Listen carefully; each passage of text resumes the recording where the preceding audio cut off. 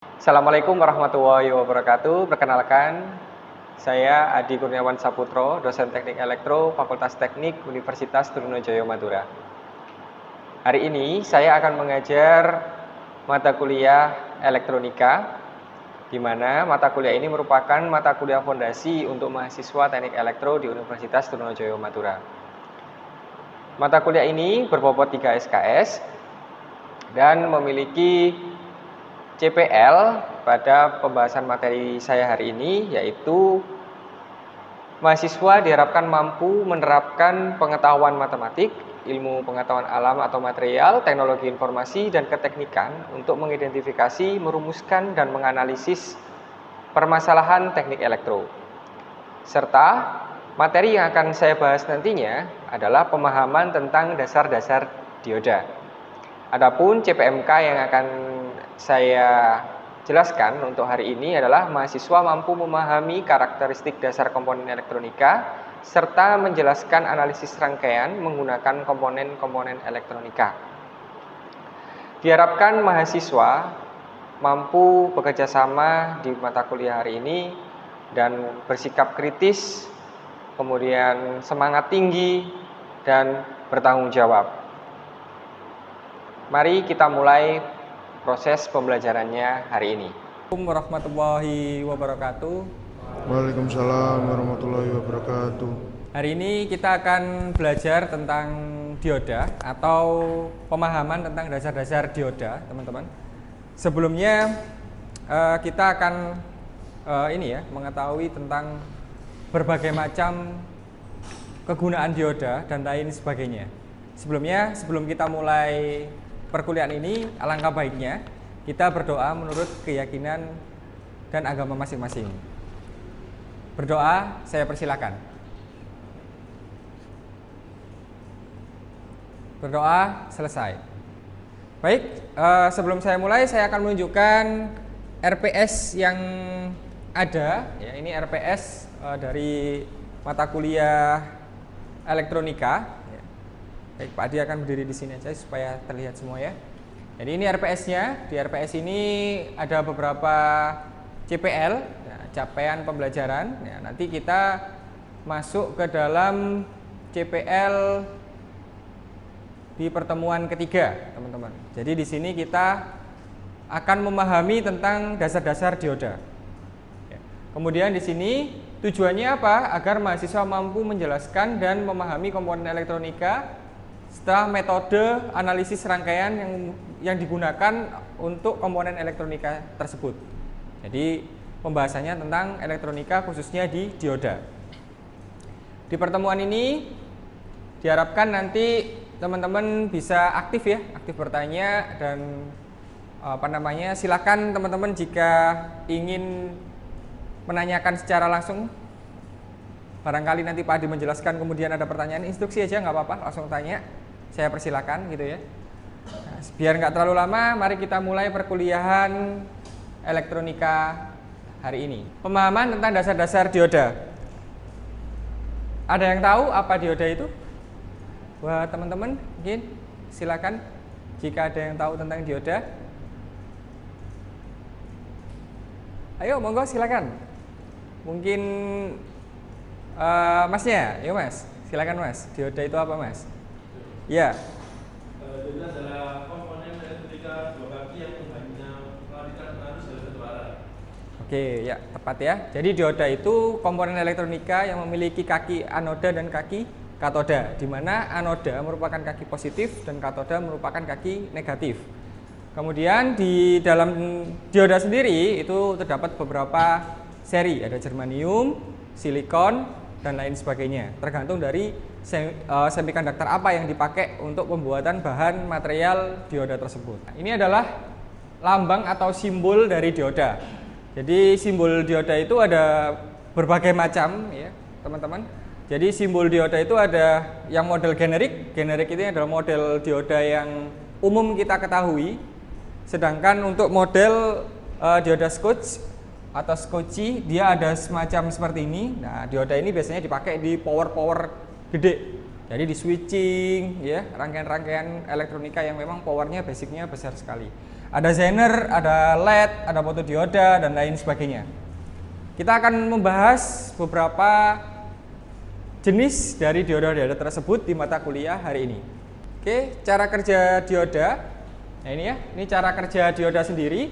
Jadi cara kerja dioda di sini, ini ada, kita ibaratkan pipa air.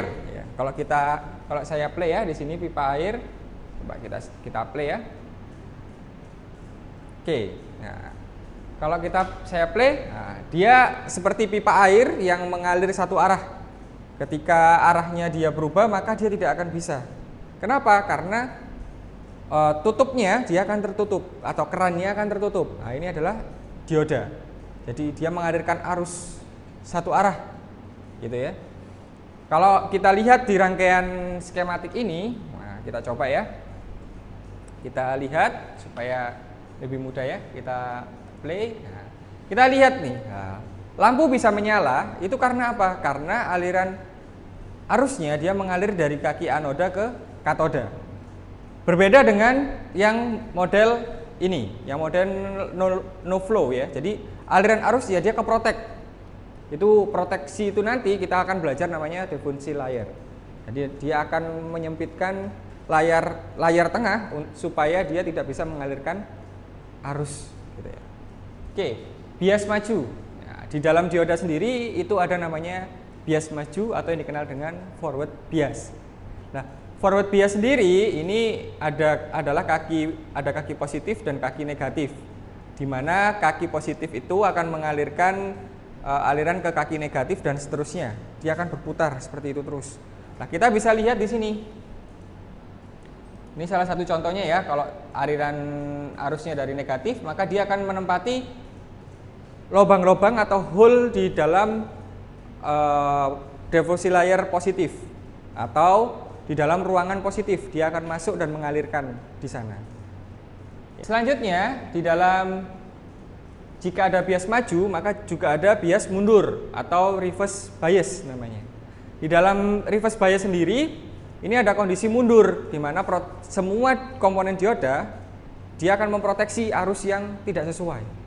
Seandainya nih kaki anoda yang harusnya dia dapat positif, kita kasih negatif, maka dia akan protek. Coba kita lihat di sini, ini harusnya kaki positif dikasih kaki negatif, maka dia akan protek. Deflection layernya akan semakin melebar. Sehingga ketika deflection layernya melebar, maka akan terjadi proteksi. Nah, ini karakteristik dioda. Jadi di dioda sendiri itu ada karakteristiknya, teman-teman. Jadi nggak sembarang kita mau pakai dioda, pokoknya ya wes lah pakai dioda aja gitu. Enggak. Jadi kita harus tahu dulu dioda ini jenisnya apa. Misal di sini dioda ini adalah jenisnya silikon, maka dioda yang berbahan semikonduktor silikon yang kita pelajari pada pertemuan sebelumnya tentang semikonduktor itu ada beberapa jenis ya. Salah satunya silikon dan germanium. Dioda itu materialnya juga dari bahan-bahan semikonduktor. Maka kita harus tahu karakteristiknya. Si dioda ini dari bahan apa? Maka kita harus lihat. Kalau silikon dia pakai 0,7, kalau germanium dia pakai 0,3 volt. Jadi bahan-bahan material ini kita harus tahu karakternya. Supaya apa? Ketika kita menggunakan tegangan tertentu, maka kita tidak akan mendapatkan tegangan drop dari dioda tersebut. Jadi komponen elektronika itu malah kadang bisa bikin ngedrop di dalam sebuah rangkaian. Kenapa demikian? Karena kalian tidak melihat datasheetnya dulu. Dia aktif di berapa volt. Selanjutnya di sini ada tegangan maju atau yang dikenal dengan VF, tegangan minimum agar arus mengalir. Kemudian ada tegangan mundur yang dikenal dengan Vmax, tegangan tertinggi yang dapat ditahan sebelum breakdown. Jadi tegangan tinggi sebelum breakdown, sebelum dia benar-benar tidak bisa dipakai. Kemudian ada arus maju maksimal atau if max atau arus maksimal yang boleh dilewati. Jadi ada arus maksimal yang dioda itu bisa melewati. Gimana cara arus maksimal itu kita tahu? Jadi kalau kalian mau bikin alat sesuatu, kalian harus mempertimbangkan dioda ini bertahan berapa ampere, berapa volt. Bisa jadi kalian beli dioda, pokoknya saya beli Pak. Lah itu sangat berbahaya teman-teman. Karena komponen kalian bisa rusak atau bisa malah terbakar. Karena dioda ini juga bisa melewatkan arus begitu saja kalau memang rusak gitu ya. Nah, di sini ada nilai umum yang biasa kita pakai, yaitu ada dioda silikon 0,6, 0,7, dioda germanium 0,2 sampai 0,3, ada dioda Scotch dengan 0,15 sampai 0,45, dan LED ini khusus, jadi diodanya dia khusus 1,6 volt sampai 4 volt kalau ungu. Jadi semakin warnanya tajam, maka voltnya akan semakin besar. Makanya kalau kalian, Pak LED ku nggak nyala, bisa jadi karena tegangannya kurang atau terlalu gede sehingga putus. Kita harus tahu karakteristiknya dulu, LED-nya itu warna apa. Kan LED itu kan juga dioda ya. Nah, kayak TV ini juga salah satu LED juga gitu ya. Makanya kita harus tahu tegangan dalam sebuah LED ini berapa. Selanjutnya, ini contoh datasheet yang akan saya kupas ya. Jadi datasheet ini kita bisa melihat, kalau kalian mau pakai dioda kita bisa melihat datasheetnya ya. Datasheetnya kita lihat, kita di sini pakai 1N4007 dioda. Maka 1N4007 ini dia menghantarkan arus maksimal 1 ampere. Jadi jangan dipakai untuk ampere yang gede. Misal kita punya power supply, kemudian kita mau pakai arus yang gede buat nyalakan motor misal. Lebih dari 1 ampere, rusak diodanya, akan panas. Ya. Kemudian tegangan maksimalnya dia sampai 1000 volt. Kalau tegangan dia aman sampai 1000 volt. Tapi beban itu beda dengan tegangan. Kalau tegangan dia cuma lewatkan aja, tapi kalau arus dia yang menampung semuanya di situ. Makanya kalau ada kalian mau bikin amplifier atau semacamnya, nah kalian harus mempertimbangkan dioda yang kalian pakai dulu. Arus yang mengalir di rangkaian itu berapa volt. Kemudian suhu maksimal di sini tertulis 150 derajat Celcius. Berarti dia aman meskipun panas kamu pegang, selama dia tidak melebihi 150 derajat Celcius, maka rangkaian kalian tetap aman atau komponen kalian tetap aman. Selanjutnya, nah ini ya contoh tadi ya, ini lebih dalam lagi tegangan dioda. Jadi tegangan dioda itu ada dioda silikon, germanium, Scotch, LED. LED ini ada banyak banget ya. Ada LED merah, ada LED biru, ada LED kuning, ada LED hijau. Ini memiliki sumber tegangan yang berbeda.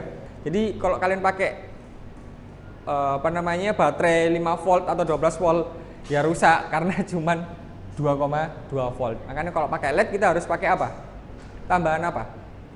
Resistor. Iya betul, resistor. Jadi kita pakai resistor supaya ini menghambat tegangan dan arus listrik biar nggak terlalu besar. Kemudian di sini ada seri dioda. Nah, ini yang unik ya dari dioda.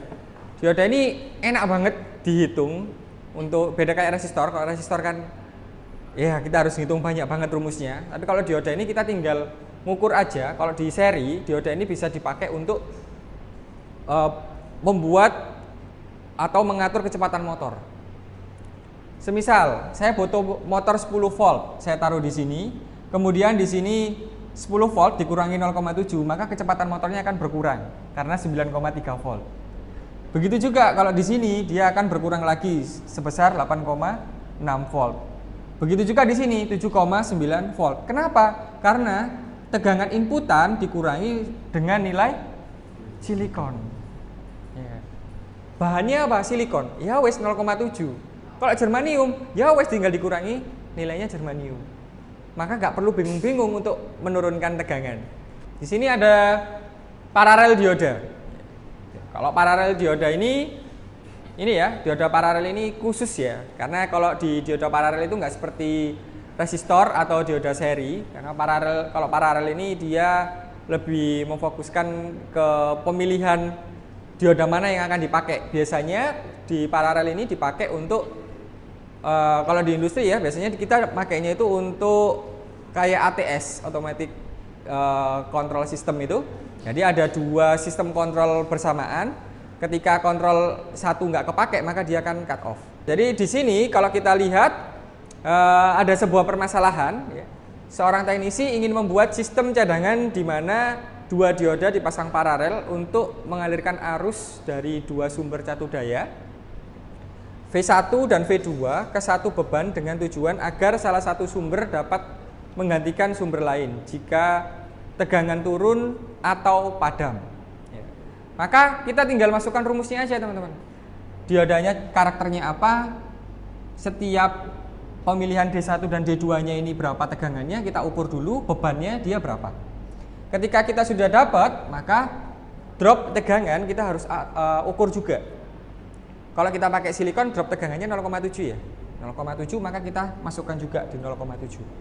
Kemudian di sini kita analisis bahwa jika 0,7 dikurangi jika V1 dikurangi 0,7 maka hasilnya adalah 4,3 volt. Maka D1 dan D2 yang aktif adalah D1. Kenapa? Karena 0,7 sedangkan D2 adalah 0,4.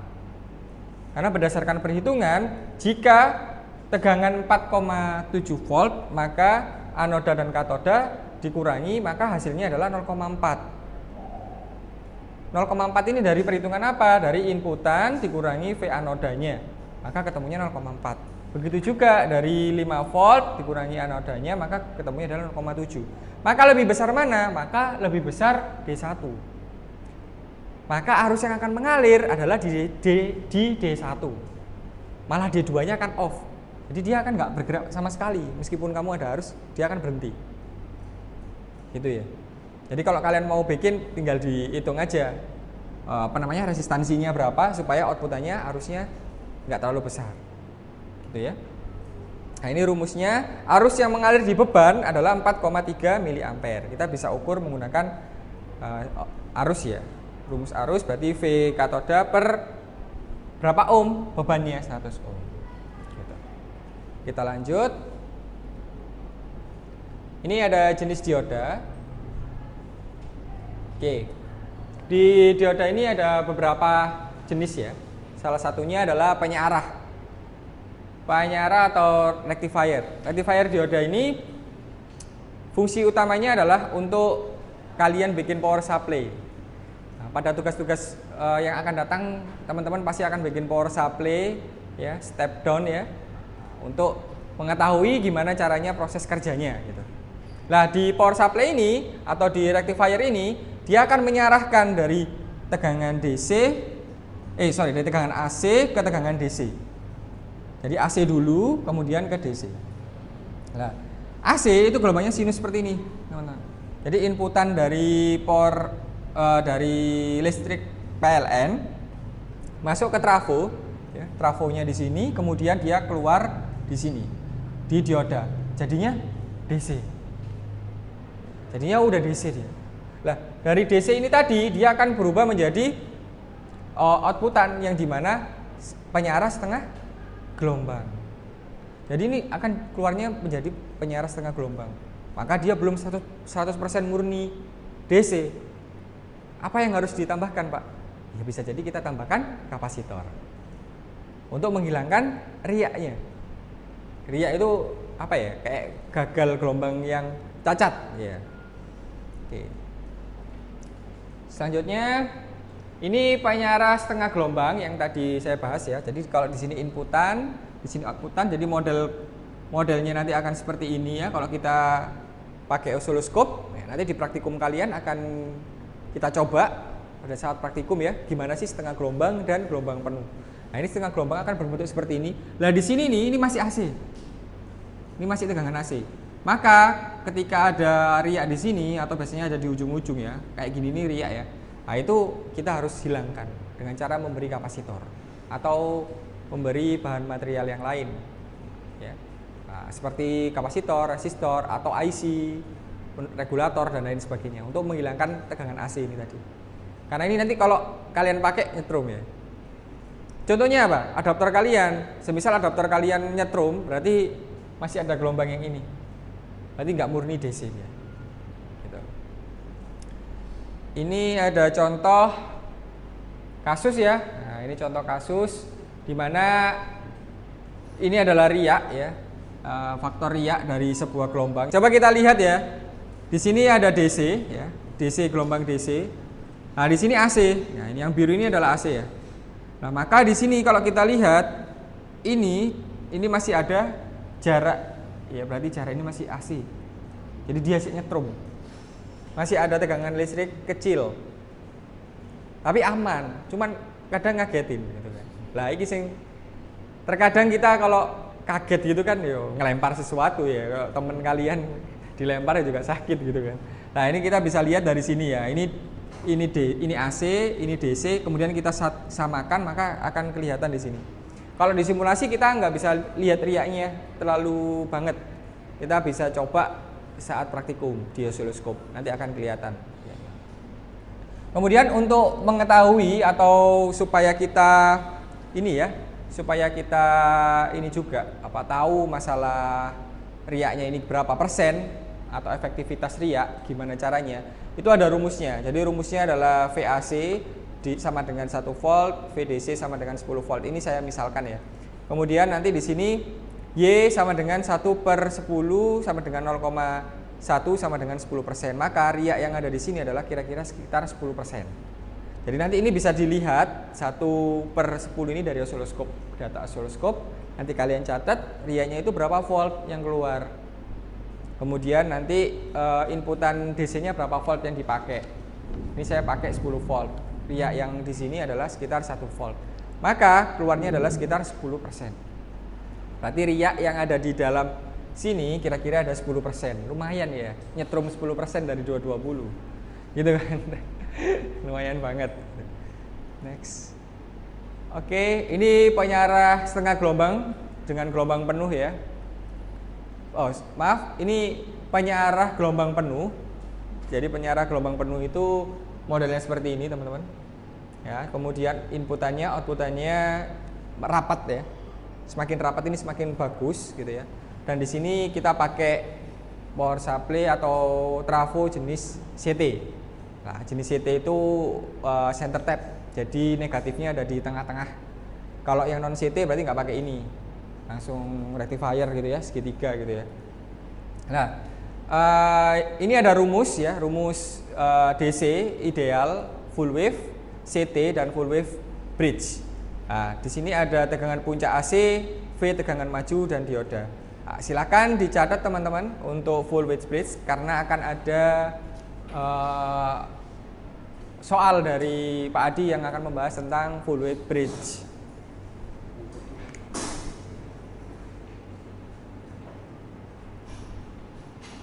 Baik, saya lanjutkan. Ini adalah soal ya, studi kasus penyiar gelombang penuh, di mana sebuah adaptor menggunakan penyiar gelombang penuh tipe bridge dengan tegangan input dari trafo sebesar 12 volt AC RMS. Setiap I/O dan memiliki tegangan maju VF sebesar 0,7 volt. Tentukan tegangan puncak VM dari sinyal AC.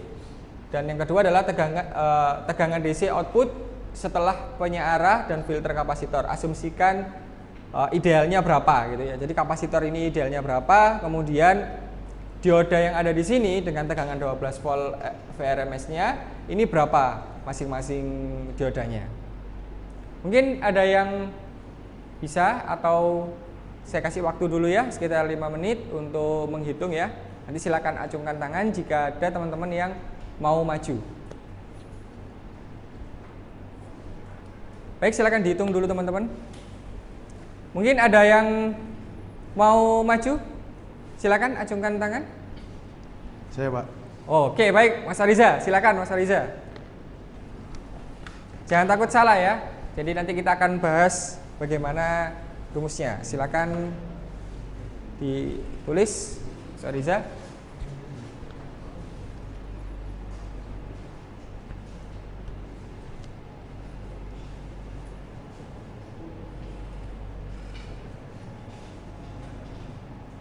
Jadi diketahui VRMS adalah 12 volt.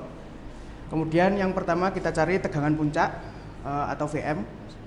Rumus VM adalah VM sama dengan akar 2 dikali VRMS. Nah, akar 2 adalah 1,414 dikali 12 sama dengan 16,97 volt. Kemudian nomor 2, tegangan DC keluaran setelah bridge tanpa filter. Rumusnya adalah VDC sama dengan 2 VM per Pi dikurangi 2 VF. Nah, di sini VM-nya sudah diketahui, jadi 2 kali 16,97 dan nilai Pi adalah 3,14, jadi 3,14. Kemudian dikurangi 2 dikali VF 0,7. VF adalah tegangan minimum dari dioda. Hasilnya adalah 10,81 dikurangi 1,4. Jadi hasilnya adalah 9,41 volt rata-rata. Kemudian nomor 3 ada tegangan DC dengan filter kapasitor ideal. Rumusnya adalah VDC ideal sama dengan VM per 2 VF. Nah, VM-nya sudah diketahui juga, tadi 16,97, kemudian 2 VF, VF-nya 0,7, jadi 1,4, dan hasilnya adalah 15,57 volt. Oke. Silakan duduk, beli plus buat temanmu. Baik, ya jawabannya tepat sekali untuk Mas Horiza. Jadi di sini tanpa filter tegangan itu tegangannya sekitar 9,41 volt gitu ya. Kemudian ketika dengan filter kapasitor dan tegangan DC maka tegangannya sekitar 15,57 volt, dan filter sangat penting untuk mendapatkan output DC stabil dan mendekati puncak. Jadi perlu filter. Filter itu tugasnya komponen apa? Kapasitor ya. Di kapasitor itu sebagai filter. Nah, nanti kalau kita kasih kapasitor berarti paling enggak kapasitornya harus lebih tinggi tegangannya dibandingkan nilai inputan atau outputan yang dihasilkan dari dioda tersebut. Selanjutnya di sini ini contoh ya, contoh kalau kita mau pakai power supply di rangkaian kita. Jadi kalau kita mau pakai power supply yang ini jenis CT, yang ini jenis power supply non CT. Ini adalah skematiknya, contoh ya. Ini biasanya dipakai di power supply kalian, ya, di laptop kalian misalnya, atau di charger handphone kalian. Nah, kalau kita ukur tegangan di sini, maka tegangan di sini adalah 2 kali dari tegangan inputan. Kenapa Pak? Karena tegangan di sini 9 volt, di sini 9 volt, maka outputan yang ada di sini seharusnya itu 18 volt. Ini ditulis 9 volt. Kenapa? Karena sebenarnya itu memang 9 volt, tapi karena dia bergeraknya cepat, bergantian, maka AVO kalian akan mendeteksi di sini adalah 18 volt. Kalau kita ukur beneran ya, pakai AVO di sini 18 volt. Nah, di sini 0. Makanya kalau diukur maka di sini keluarnya 18 volt. Benernya 9 volt gitu. Kalau di sini keluarnya tetap 9 volt. Kenapa? Karena dia cuma single aja, 9 dan 0. Kalau di sini kan 9, 9, 0 CT gitu ya. Nah, ini contoh rangkaiannya. Kemudian di sini ada dioda Zener. Kalau dioda Zener sendiri merupakan dioda yang digunakan untuk semacam step down ya, atau pembatas tegangan. Beda dengan dioda biasanya. Kalau dioda Zener ini, kalau biasanya kan maju ya, forward ya. Ini reverse cara kerjanya. Gitu. Kenapa? Nah, coba kita lihat di sini. Ini ada skematiknya ya. Skematiknya kalau kita lihat, maka di sini seandainya kita butuh 12 volt, ketika kita pengen outputnya adalah 2,8 volt, maka positifnya dapat negatif. Ya. Positifnya baterai dapat negatifnya dioda Zener. Positifnya dapat negatifnya malah. Nah, ini salah satu penerapan dioda Zener. Dia berbeda dengan dioda-dioda yang lain karena dia sebagai pembatas tegangan juga bisa. Kemudian ada namanya dioda Schottky ya. Dioda Schottky ini dioda yang biasa dipakai di komponen-komponen seperti charger ya, untuk switching ya. Karena dia clocknya cepat banget. Saking cepatnya makanya dia pakai switching. Kenapa kalau dinamakan switching? Karena dia switch terus nyala mati dengan cepat. Nah, maka dia pakai namanya Schottky. Nah, simbolnya seperti ini, dioda Schottky. Bahannya dari logam, beda dengan dioda normal. Kalau dioda normal dia bahannya seperti ini, kemudian pakai semikonduktor yang jenisnya ya semikonduktor P dan N. Baik teman-teman, cukup sekian perkuliahan hari ini. Untuk tugas rumahnya adalah silakan kalian membuat simulasi tentang regulator CT dan non CT. Ya, nanti disimulasikan, kemudian dilihat menggunakan oscilloscope ya, di software Proteus atau software yang lain yang bisa disimulasikan secara online atau offline, bebas ya teman-teman. Kemudian pertemuan besok jelaskan ke Pak Adi bagaimana prinsip kerjanya dan bagaimana hasil dari sistem kalian. Ya, jangan lupa dianalisis juga kenapa itu bisa terjadi. Baik ya teman-teman, cukup sekian perkuliahan saya hari ini. Saya akhiri. Wassalamualaikum warahmatullahi wabarakatuh.